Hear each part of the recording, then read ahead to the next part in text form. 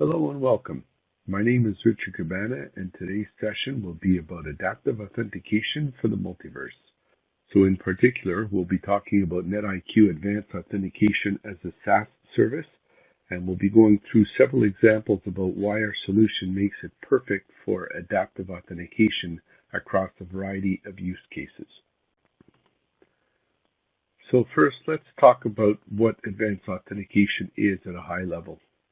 Let's assume that you have an objective, and that objective is some sort of an event that you're trying to authenticate to, such as opening up an application or accessing a mainframe, or perhaps you're trying to just log into your local domain or get access to your systems via a remote workstation.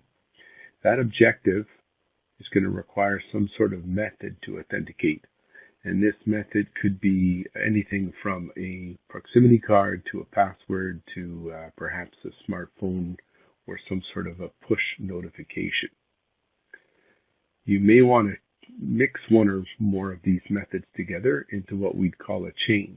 And the chain is a way that you can protect something that requires more security. So for instance, a higher level application, or perhaps getting access to your desktop in an area which is less secure. So you can combine multiple chains in order to access a particular event or a number of events. Policies would be a way that you can influence the chains or the methods by providing additional services such as geographical zoning, or you can provide the ability to lighten a chain once somebody is authenticated in a secure environment for a period of time, or perhaps you want to be able to apply other policies for web authentication or other things. The event, as we mentioned at the beginning, is the objective of what you're trying to authenticate to. And then, of course, for this to all make sense, you need reporting so that you can see exactly who logged in with what and when. The rest of the time for this seminar will be devoted to showing you 3 use cases that show you the power of our adaptive authentication framework. The following demonstration will be combining 2 different methods to show you how to do passwordless authentication only in a situation where your customer or user can access their application or desktop in a safe environment. So we're going to take a look at both the smartphone method and the geofencing method. The smartphone method is a method that comes with the NetIQ Authenticator client and allows you to use a push notification that's received by the NetIQ Authenticator application in order to accept the authentication of an event, such as logging onto a desktop or into an application. The combination of the smartphone method and the NetIQ Authenticator also means that you can protect the access to the application using some sort of biometric, such as your fingerprint or your facial recognition, to open up the application, backed up by a PIN if required. And once you have the application open, you can accept the authentication push notification and get into your application.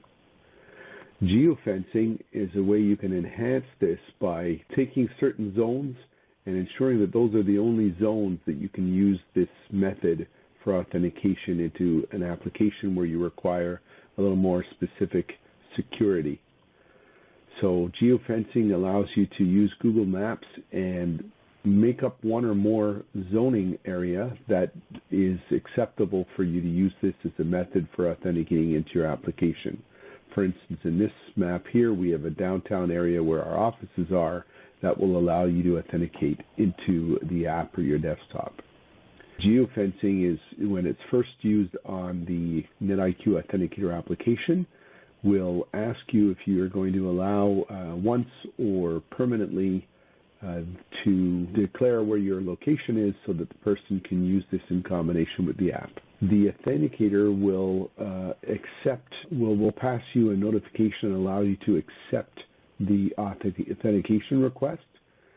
If, however, you're in a zone that is not approved, you'll then get a message on your desktop that says that the authentication failed. It'll tell you it failed because it was accepted for the application itself. However, it didn't pass the geo zone, so therefore your authentication was rejected.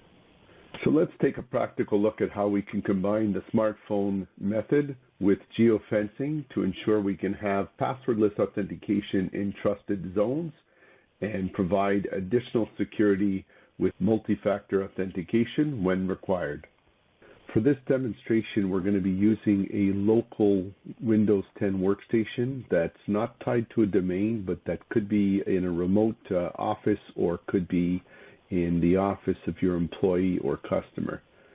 So first thing we're going to do is show you how in the SaaS configuration, the SaaS version of this product, I've got methods available such as the smartphone method, which allows me to define certain geo zones.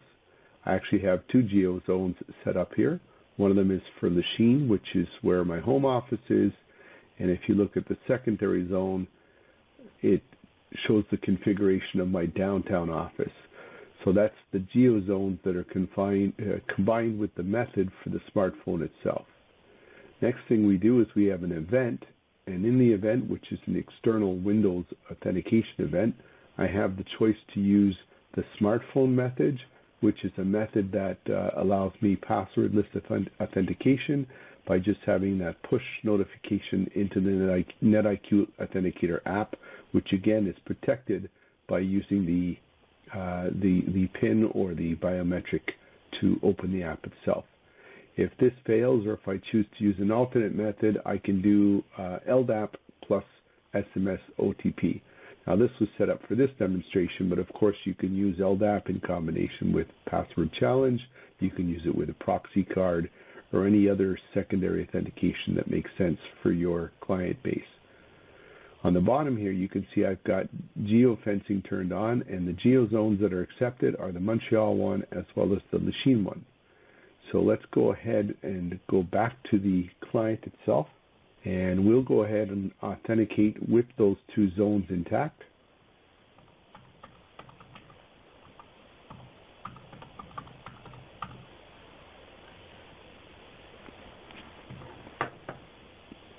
So I'm being given the choice to authenticate either by smartphone or LDAP. So I'm going to go ahead and click on smartphone. And what should happen is in a moment we'll get a notification, which just showed up there, which wants us to open the NetIQ Authenticator app using a biometric method. And at that point we'll be asked to also accept on the phone itself the authentication. So that should just come in here in just a minute.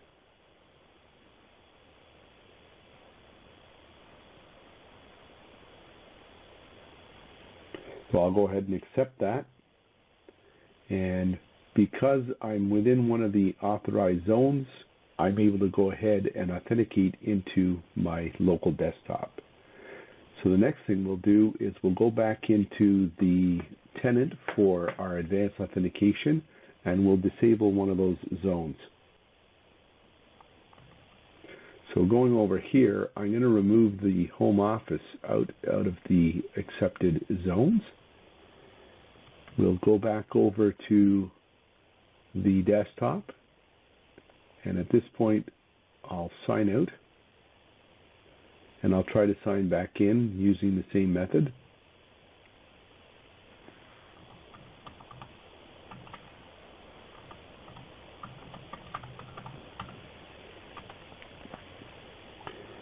Once again, I'm offered the two different choices. I'll go ahead and click on smartphone.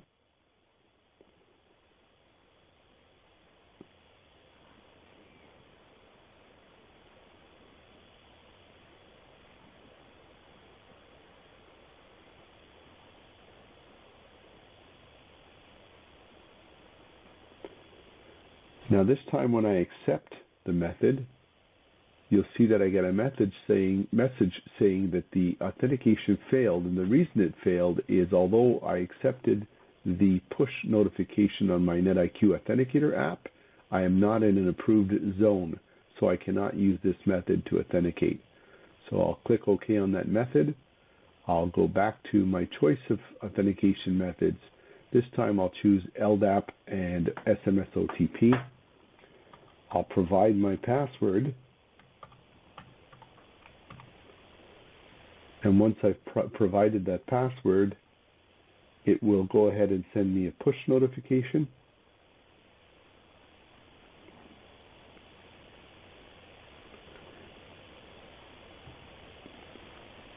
I'll enter in that push notification number.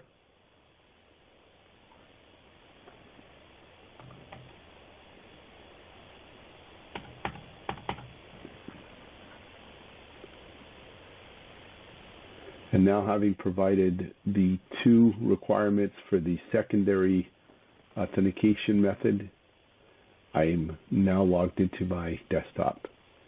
So that was just a quick demonstration of how you could use passwordless authentication with the smartphone, protected by geo zones to ensure that this is only used responsibly, and protect yourself further by having a secondary method with a combined chain, so that your users can continue to operate there successfully, however, without putting your company at risk.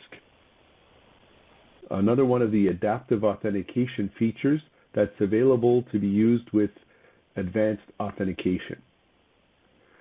ZOS multi-factor authentication establishes a single centralized enterprise-wide framework for accessing authentication, including ZOS, by integrating directly into the Micro Focus Advanced Authentication solution. We can support any client tool that connects through your IBM ZOS environment, including TISO, KIX, ZOSMF, Eclipse, or other apps which might require log-on authentication. It supports IBM RACF, CA Top Secret, and ACF2 access control systems. How it works is you provide a management security server that will connect using single sign-on for the back-end host systems. And you also provide a MFA server, either the appliance or through the SaaS, which we will be demonstrating today. For methods, you can support a smart card, the RSA tokens, you can support push notifications on a mobile device, or you can use the smartphone application that is included with NetIQ Advanced Authentication. So let's go to the NetIQ Advanced Authentication SaaS instance and take a look at how ZOS authentication can work for you. So the first thing we're going to do for this demonstration is bring up the Reflection application. So here's my Reflection workspace. Note that currently with the user that is intending to log on, I have choices of PKI, security questions, or SMS OTP. The demo I've got set up is using a different user. So we'll go in here and change that user's name.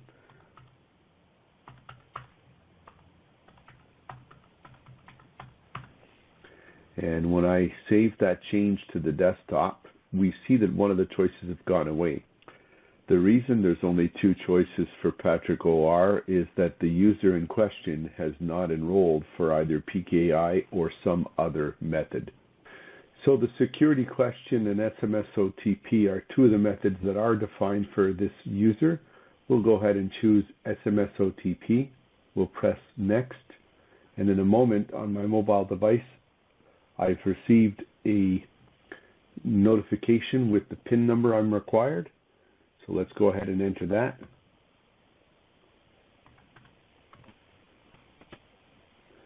I'll press finish. And what it does is it opens up our choice of sessions that we want to use. I'll click on this one. Go ahead and press open. And now what happens is we get a single sign-on with the credentials needed for this user, as well as using the SMS OTP method as the advanced authentication. So SMS OTP could have been replaced by any other method supported by advanced authentication, bringing your mainframe authentication in alignment with the rest of your corporate security policies.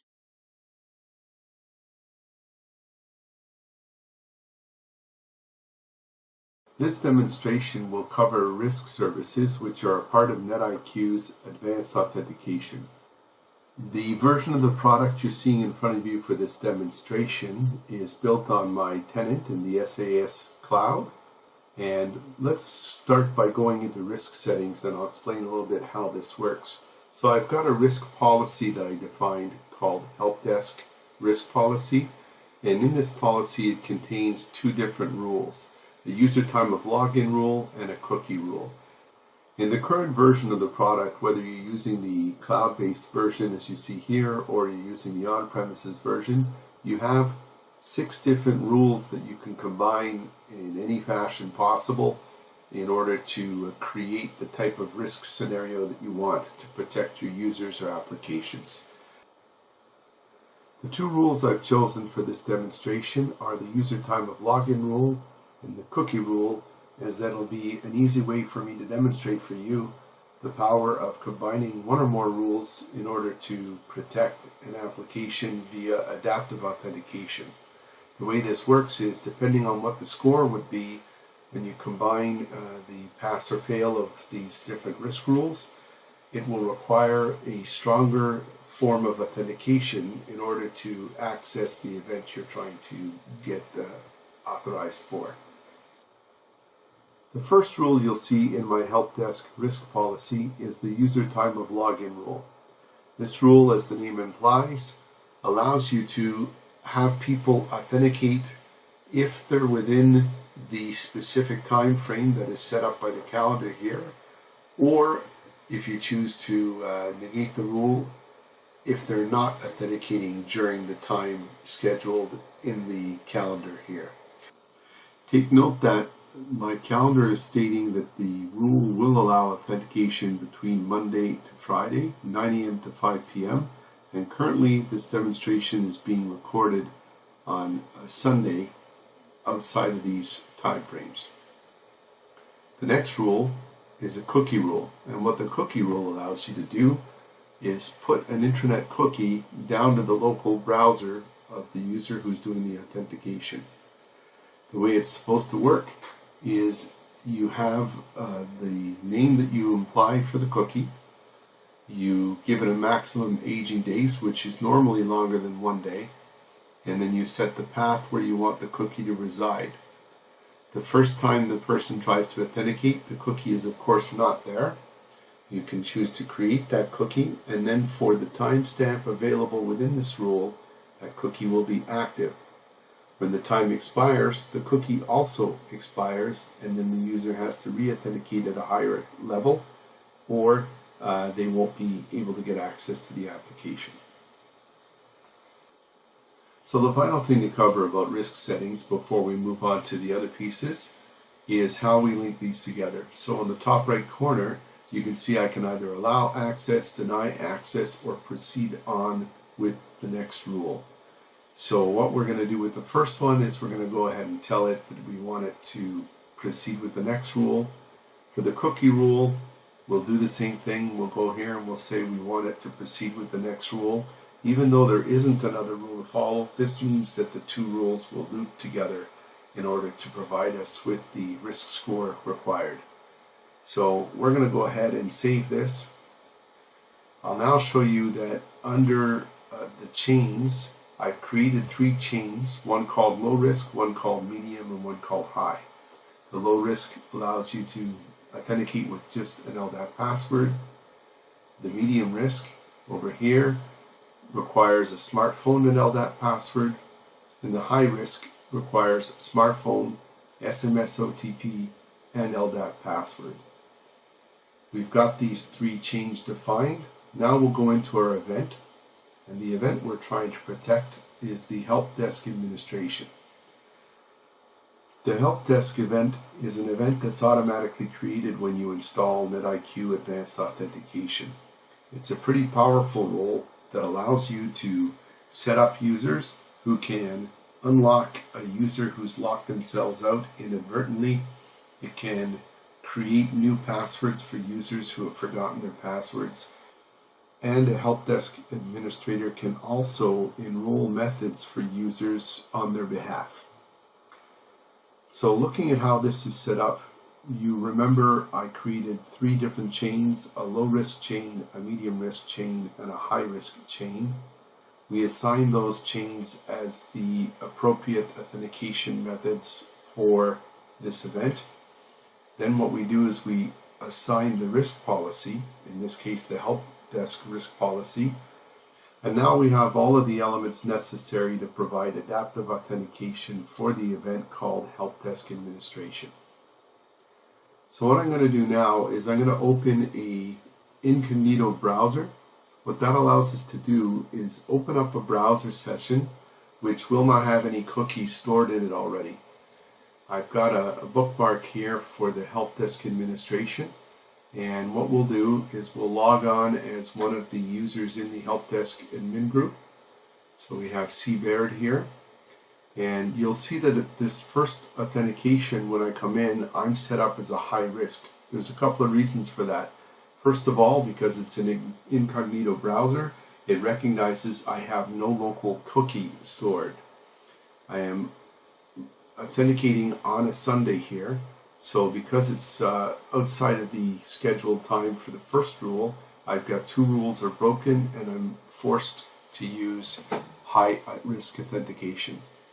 So for the high risk method, the first thing I'm required to do is to provide a response via my smartphone for the push notification. So I'll click on here and we get a notice on my NetIQ Authentication app, which is protected, by the way, through facial biometrics. I go ahead and accept the smartphone push notification, and the next thing it will do is ask me to respond to the SMS OTP request. So in a second we should see that I'll get an SMS OTP request, and we'll type that in as well.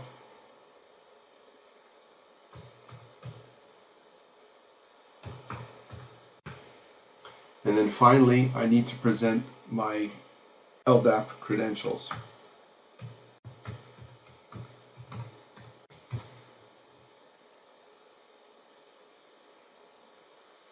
At this point, I've presented all 3 of the high-risk credentials required for adaptive authentication. I would now be able to go in and manage one of my users. So I can click on any one of the users within my list, and I could do things to authenticate for them or enroll a method or other things based on the permissions that the administrators gave me for this role. So at this point I have authenticated with all 3 credentials for a high-risk adaptive authentication. If I were to log out and log back in, at this point I'll have had the cookie installed in my little browser session. So if I go in again, my risk is now changed to medium. I can go ahead and click next over here, and once again I receive a notice.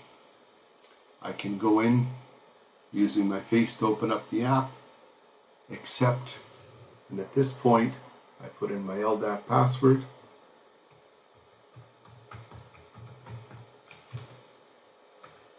and I'm now authenticated in. So for the final part of this demonstration, you've now seen the high risk with adaptive authentication, you've seen a medium risk. Now we'll show you what happens if all of the conditions are met successfully. So I will go back into my administration console and into my risk settings, and what we'll do is we'll change this rule to not Monday to Friday between 9 p.m. and 5 p.m. We'll save this, and we'll go back to our help desk administrator for one last authentication. Remember, we now have the appropriate settings for both our cookies to be satisfied as well as the time of login. So let's go back in as C. Baird, and this time we're presented with a low risk. We'll just provide our authentication credentials for LDAP, and we are once more authenticated. And this concludes the demonstration showing you how to apply low, medium, and high risk adaptive authentication to a sensitive application or user scenario. Hopefully, in the short time that we've had together, I've been able to demonstrate a few use cases that show the strength and power of adaptive authentication and how you can combine things such as geophysical location, risk services, and the ability to create multi-chaining to provide your company or customers with adaptive authentication that fits all of their security needs.